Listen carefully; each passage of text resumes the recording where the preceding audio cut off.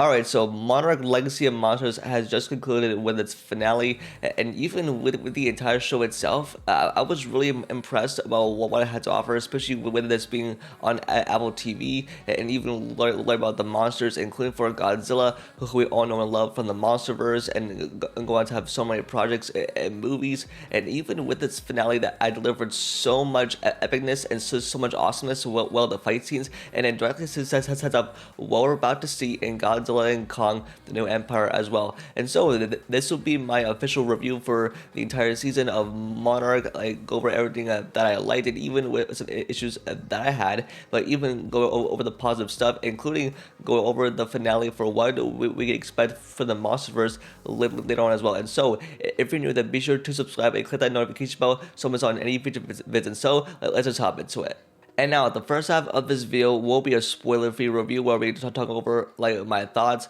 on the entire season of Monarch. But then later on in the video, I will be issuing a spoiler warning because we are going over the finale and everything that has happened. But now, even going into the show, especially from the first episode, I really fell in love with the show, especially with learning about the legacy of monsters, and even with Godzilla and the Monsterverse that we all know and love, and even with being introduced to the character Kate and exploring, and especially finding her brother Kentaro as they're exploring the disappearance of their father Hiroshi, and even with this connection and uncovering all of the secrets, especially with this company called Monarch, and even with their connections to the Titans, especially with Godzilla. And it was just so fascinating to learn about what's been going on, and it should just say unravel mystery of what was coming. And even after each episode, I was really hooked, and even like this is like a 10 episode show, and I just really like learning about these Titans. And even with the show that wasn't entirely about monsters, like there's some sequences in the show that didn't really show that, but even with the sibling chemistry between these two, it was really fascinating for even with Wyatt and Kurt Russell that both play the same character in the show with Lee Shaw, and even exploring the story of this character, especially from the 50s and all the way up to present day. And I really like exploring it, and even as we're discovering flashbacks, especially with the Wyatt Russell in the character. And I definitely like his acting technique of what he brought to the role, and even with having Kurt Russell in there as well, since both a father and son. And I especially enjoyed the addition of Kurt Russell and his techniques,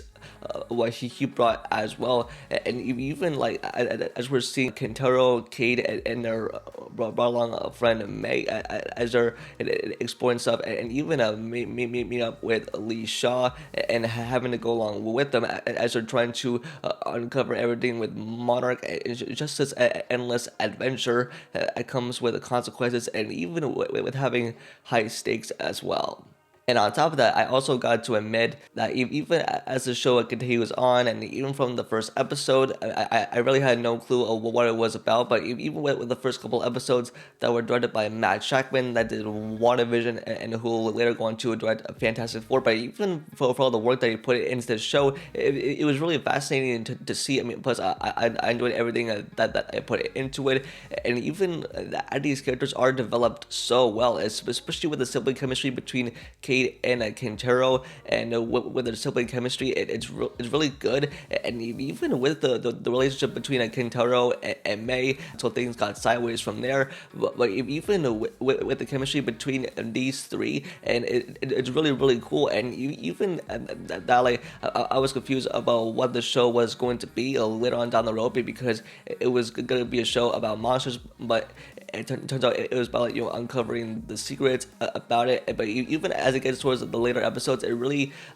comes to tie together, especially with learning the history of these monsters, and even with having the addition of Godzilla. I mean, even with having Lee's appearance and his presence involved with the show, it really made sense. And now, since we're talking about the finale and go over everything that happened, I'm gonna issue a spoiler warning. So if you have not seen it, go watch it and come back to this video. And so in the finale, for when we see Kate being rescued by Kingo, and that was from the last episode, and we all thought that she died in like the beginning of the show from when she fell, and especially as we're seeing that she's in Hollow Earth, that we're in the Titans' territory in the realm, and even as we're seeing everyone being reunited, and even with Lee and Kingo's reunion as it goes down, and you with Lee explaining to Kingo and that like he went on a recon mission in 1962 so that like he can rescue her and bring her home, but then he got sucked out there and ended up in 1982, and even as like a time went by, and even as like Kingo was like very upset, and that with Lee that I tried to rescue her, but then it was too late. But even with Kingo, and that was stuck down there, and even with their reunion right here, it was sort of a very touchy because they've been friends like for forever, especially within like the old days, and now. And that with Kingo, and that knows everything now that they're in 2015, and even as we see them like talk about here what the world is like now, and that with Kingo that has lost so much time, and now that with Lee that wants to bring her home. Even with the way that this finale is structured, it's really intriguing and so interesting to learn about the Titans' territory and where they've been all this time. And you with Lee that was down there for his recon mission to save Kingo and to bring her home from that mission, but now with being the perfect opportunity for Lee to bring her home, and even that we see Kate, May, Kingo, and Lee going home, and the tech that's made of Monarch stuff, and as soon as they're approached by a Titan, as they're about to be attacked by them, and then we see a cameo from Godzilla, and even with the way that he shows up to this fight, it's sort of is similar to this, and even as Godzilla goes up against his Titan, and it's sort of an epic 2-minute fight. It's like all like craziness, and especially as we're exploring a lot of Godzilla content here, it's sort of like a very awesome to see this fight. So especially with this rift as going on in this realm, and with the gamma rays that was talked about, so especially by Hiroshi, and even that as we're about to be like going out there, and even with this cable that becomes like detached, and even Lee goes to try to fix it, but then even with Lee that makes the ultimate sacrifice as about to head out of that rift, and even as Godzilla saves them, we see with Kingo tries to bring Lee back into their ride, and with Lee that makes the ultimate sacrifice so that he can let Kingo, May, and Kate be free and to be reunited.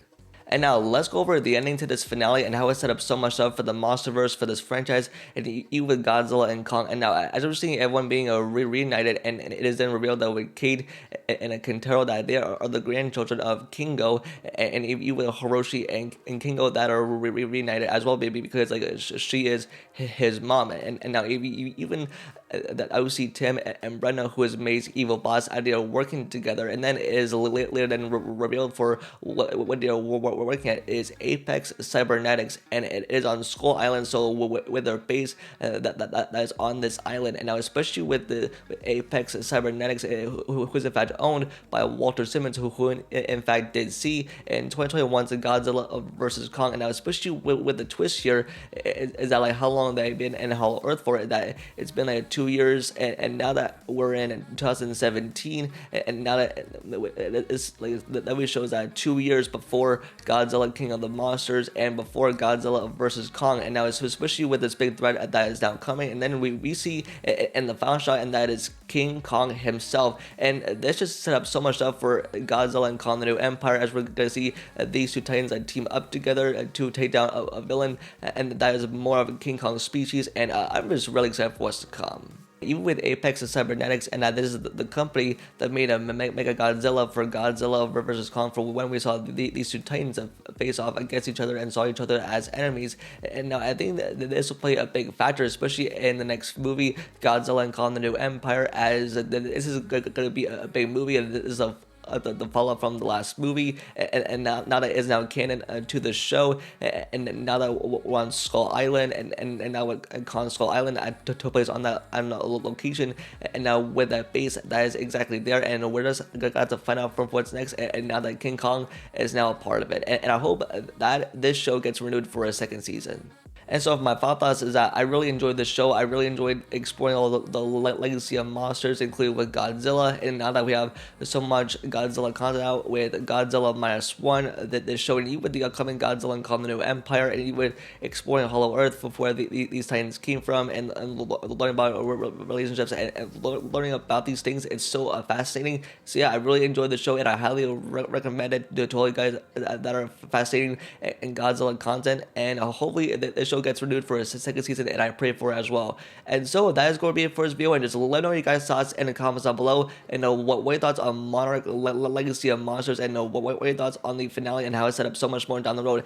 and just let me know in the comments. Don't forget to like the video and subscribe and turn on notification bell for future videos, and also follow my social, which link down below. And with that, I'll see y'all next video. Peace.